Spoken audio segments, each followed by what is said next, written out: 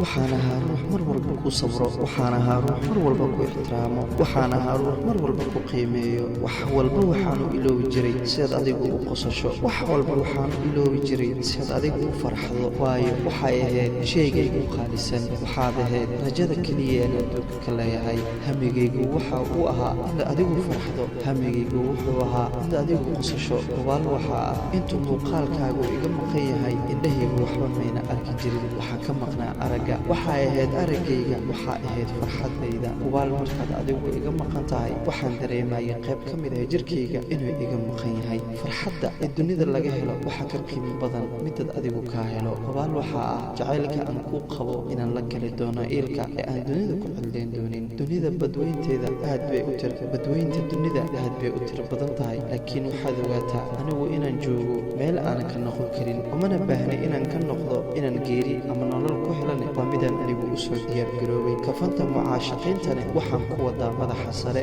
farxaddana waxaan kugu hayaa sacbada. hubaal waxaa ah in cid walba oo dunida ku nool ay jeceshahay qof adigu kale inay jeclaato. ma aaminaye, mana fahmaye, mana dhegaysanayay inuu dunida ku nool yahay ruux adiga kaa wanaagsan. ogow waxaa tahay qofka keli kara, qofka keliya ee dhoola caddayntiisa ii tahay wax walba oo dunida yaalo igala qaalisan yihiin. ogow inaad tahay farxaddayda, ogow inaad tahay noloshayda. runtii waxaan noolahay inaad adigu nooshahay, waxaan farxaa intaad adigu faraxsan tahay, waxaan niyad leeyahay intaad i garab taagan tahay, waxaana awood leeyahay intaad adigu garabkayga joogtid. hubaal waxaa ah inta noloshayda ka dhiman inaan kaa fogaan doonin, kaana fogaan doonin wax walba ee dunida noo saameeya. hubaal waxaa ah in wax walba uu igala weyn yahay jacaylka adiga aan kuu qabo.